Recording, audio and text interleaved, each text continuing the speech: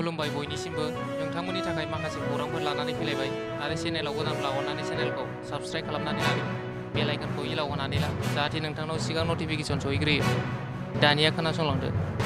गिबि खौराङाव दङ बेरगावआवबो साखाफारा उदांस्रि सान फालिनो बेरगाव महकुमा खुंथायनि बानजायनायाव हादोरनि 78थि उदांस्रि सान फालिनो साखाफारा खालामदों। बेजों लोब्बा लाखिनानै बेरगावनि गुबुन गुबुन जौमा गेजेरारि गोजौ फरायसालिनि फरायसाफोरनि मार्च पास्ट हान्जाफोरा प्रेक्टिस खालामदों।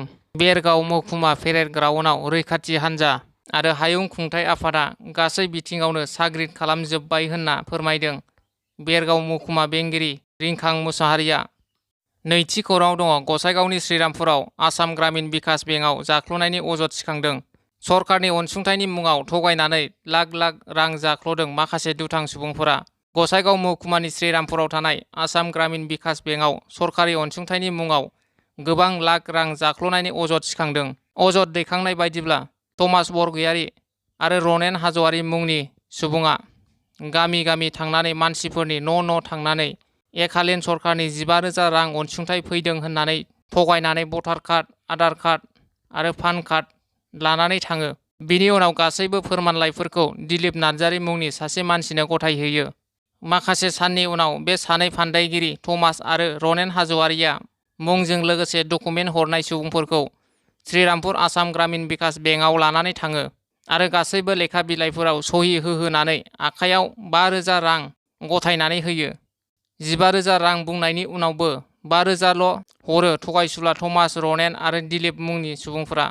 अजद होनाय बादिब्ला बेंक मेनेजारखौ मेसेज खालामनानै बेंकनि गासैबो खामानिखौ बेंक मेनेजारानो मावजोबो। नाथाय बे 5,000 राङावनो जोबनानै थाङाखै। थगायजानाय सुबुंफोरा अजद होदोंदि थमास, रनेन आरो दिलीप मुंनि दालालफोरा बै सागान होनाय सुबुंफोरनि मुङाव खमैबो 1 लाख रांनि लन बख'दों। नाथाय थगायसुला सुबुंफोरा मुलाम्फागिरिफोरनो सरकारनि एकहालेन होनना 5,000 रांल' होयो। बेनिखायनो बेबादि सरकारनि अनसुंथाइनि मुं लानानै रायजो राजाफोरनिफ्राय लाख लाख रां जाख्ल'नायनि सायाव गोथौयै नायबिजिरनानै दायनिगिरिफोरखौ गोख्रों साजा होनो खावलायदों थगायजानाय रायजो राजाफोरा। थामथि खौराङाव दङ कुसुगाव मा महामाया मन्दिरनि साखाथियाव लामानि जाब्रबथायजों जिउ गोमानाय सुबुंफोरनि न'खराव मैया बिटिआरनि सीएम प्रमद बर' बिथाङा खौरां लाहैदों। बलबमाव दै लुनो थांनानै न' फारसे फैफिननो नागिरनाय समाव 27 नं राजा लामानि साखाथियाव थानाय कुसुगाव मा महामाया मन्दिरनि मोखाङाव गारिनि जाब्रबथायजों गुरुफेलानि हाथिगर गामिनि 7 लाइमोनफोरा जायगायावनो जिउ गोमानो गोनां जादोंमोन।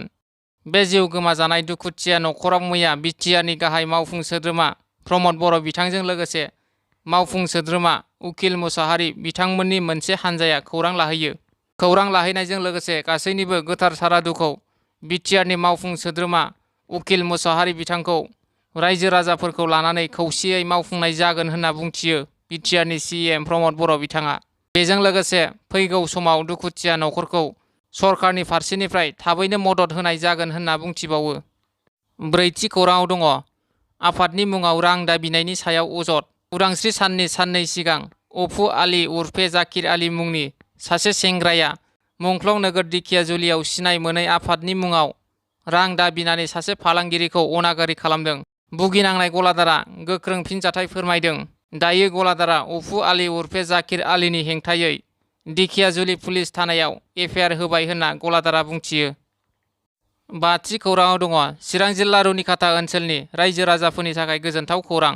रुनिखाता गोजौसिन गेजेर फरायसालियाव 1 कौटि रांजों लुफुंजानाय नब्लां अडिट'रियाम हल बेखेवनानै होदों 1 नं क'क्राझार लकसभा बियाबनि एमपि जयन्त बसुमतारी बिथाङा। गोबां समाव फरायसालियाव फरायसालिनि गुबुन गुबुन हाबाफारि लानाय समाव हाबाफारिखौ खुंफुंनो थाखाय रुनिखाता गोजौ फरायसालियाव मोनसे मोजां नब्लां गैयामोन। बे गोदानै लुफुंजानाय नब्लां बेखेवनाय हाबाफारियाव बाहागो लायो एमपि जयन्त बसुमतारी बिथांजों लोगोसे आसाम फुटबल एस'सिएशननि गाहाय नेहाथारि डक्टर सांग्रां ब्रह्म, चिरां जिल्ला इउपिपिएल दोलोनि नेहाथारि अमर सिंह ब्रह्म, 14 नं चिरां दुवार इउपिपिएल ब्लक कमिटिनि आफादगिरि बिरदाव मुसाहारि बिथांमोनजों लोगोसे रुनिखाता ओनसोलनि सानसुमै सुबुंफोराबो बाहागो लादों। 6थि खौराङाव दङ एक्स-एनडिएफबिआ वाइबिवाइ ट्रेडिं एपजों जेबो लोब्बा एबा सोमोन्दो गैया।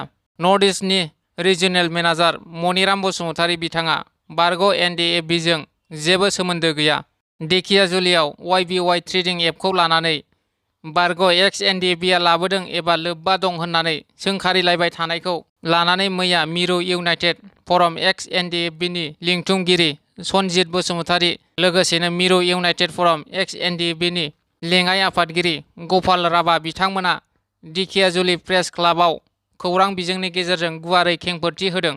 भिडिअनि गेजेरजों खोनासंलांदो। YBY जों आं जेबो सोमोन्दो गैयामोन आरो YBY जिथु ट्रेडिं एप बिनि सोमोन्दै जेब्लानोखि आं मिथिनो मोन्दों, आं मिथिनाय लोगो लोगो जोंनि सार्केलाव जेसेबां हायो आं मानसिफोरखौ एवारनेस होदों, सांग्रांथि होदों जे बे निस्सय साननैसोल' थागोन आरो बे खारगोन आरो थाखा स्केम खालामनानै लुथिनानै खारगोन। मानोना बे एपआव कम्पानिनि जेबो प्रफाइलानो गैयामोन। माने सोर MD सोर CMD सोर CEO जेबो गैया, बिसोरनि मोनसे पान कार्डबो गैया, बिसोरनि मोनसे बेंक एकाउन्टबो गैया। माने जेसेबां बेयाव डिप'जिट खालामो गासैबो थार्ड पार्टिनि एकाउन्टजोंसो माने डिप'जिट जायो। दा बेफोरखौ नायब्ला ओरैनो हमनो हायो जे बियो स्केमारखा आरो साननैसोल' थागोन, बे खारगोन होननानै मिथिखादोंमोन। आरो बे हिसाबाव जोंनिफ्राय स्पेसियेलि आंनिफ्राय बेखौ आं जेसेबां हायो जायनो सोंदों, जायनो फन खालामनानै सोंदों बा बिनि सोमोन्दै मिथिनो लुबैदों, आं बिसोरखौ बुंदों जे बे स्केमार ग्रुप बे खारखागोन। थेवबो मानसिफ्रा खोथा खोनासङाखै, माने गावबा गाव इस्सा मथे बिसोर खालामदों। जिहेतु नोंथाङाबो सासे इउजार हिसाबै दङ। आं इउजार हिसाबै हाबनाया आं फार्स्टनिफ्राय जेसेबां जेब्लानोखि मिथिदों नेगेटिभआव थादों आं आरो नेगेटिभ खोथाखौनो बुंबाय थादों। खिन्थु आंनि न'आव फैनानै माने आंखौ बुंदों जे नोंथाङा मानो गिदों, माखौ गिनांगौ, जेबो माने गिनांगौ गैया बेयाव। आंखौ जेम्स सरगियारिया न'आव फैनानै बिसोरो फेमिलियानो फैनानै आंनि न'आव रायज्लायनानै गावसोरनो फैसा होनानै, आंथ' थाइसेबो फैसा आं बुंखादों जे बेयाव आं फैसा होनायाव गैया, बे खारगोन, गतिके आं फैसा होनानै बेयाव हाबा। दा नों फैसा होनाङा, जेबो सिन्था खालामनाङा होननानै गावसोरनो फैसा होदों आरो गावसोरनो सोना होदों। सुबुंफोरनिफ्राय मोनसे खोनानो मोनदों बेहाय बारग' NDBआ बेहाय हयथ' रायजो राजाफ्रा साननो हागौ जे बेहाय बारग' NDBआ लोब्बा दङ आरो अनिराम बसुमतारी बिथाङा बारग' NDBनि सासे दैदेनगिरि, बिथाङानो लाबोदों आरो रायजो राजानि गेजेराव बे रां खांनायनि मोनसे माबाखौ, बे स्केम खालामनाय जिथुनिखि मोनसे सिस्टेम YBY एपनि गेजेरजों बेखौ हयथ' NDBआनो बारग' NDBआनो बेखौ लाबोनानै जे सारदों बा माबा मोनसे खालामदों बिदि साननो हागौ। एक्सुवेलि बेयाव बारग' NDBआ जेबो लोब्बा गैया।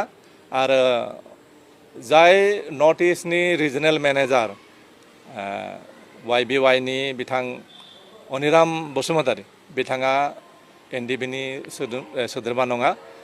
बिथाङा सोलोंथाइ NDBनि ट्रेनिं मोननाय बा रिक्रुटेड मेम्बारबो नङा। बिथाङा NDBनि कुनु दैदेनगिरिबो नङा, माने आरो सोद्रोमाबो नङा। आरो बेहाय NDBआ कुनु लोब्बा गैया। बेफोर गासैबो माने मा होनगोन बेखौ भित्तिहीन खोथा जे NDB जेबो दङ होननाया। जे थांनाय YBYनि मोनसे एक्सुवेलि YBYनि गुवाहाटी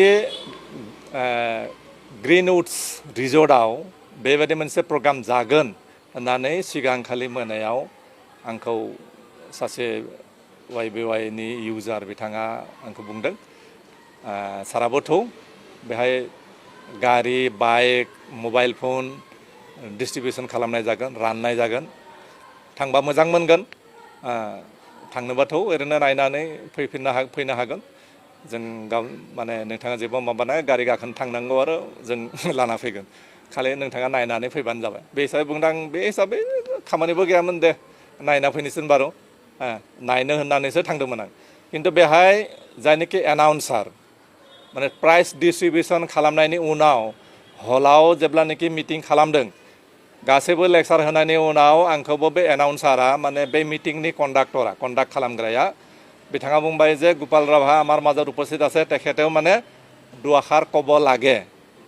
दा बे समाव आं नेगेटिभ खोथाखौ बुंनो हाया, खारन बेयाव 500निफ्राय 700 प्राय 1000 मानसिया बेयाव दङ।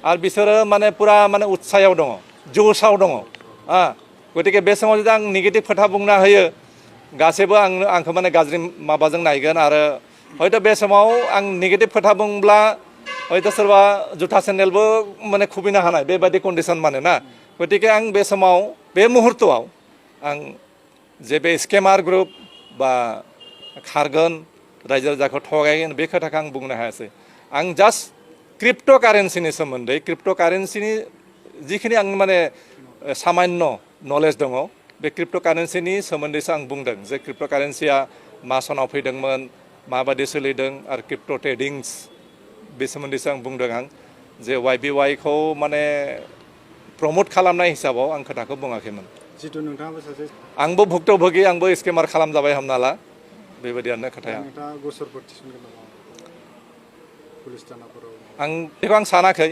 गभर्नमेन्टआ जिहेतु CID तदन्त लादों आरो केस गावसोरनि केस फाइल खालामदों जुदि आंनिफ्राय माबा मोनसे मदद नागिरोब्ला आं बेहाय 100% आं मदद हेफाजाब होगोन प्रशासनखौ माने सरकारखौ रायजो राजाफोरखौ